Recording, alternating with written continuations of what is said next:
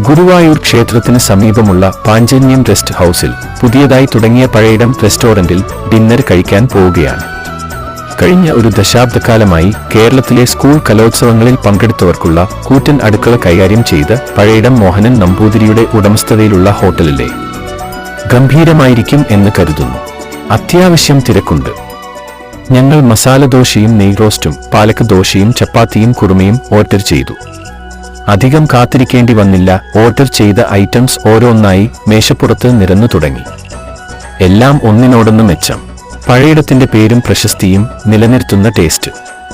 ഞങ്ങളെല്ലാവരും ആസ്വദിച്ചു കഴിച്ചു. ഓരോ കാപ്പിയും ചായയും കൂടിയായപ്പോൾ സംഗതി കുശാൽ.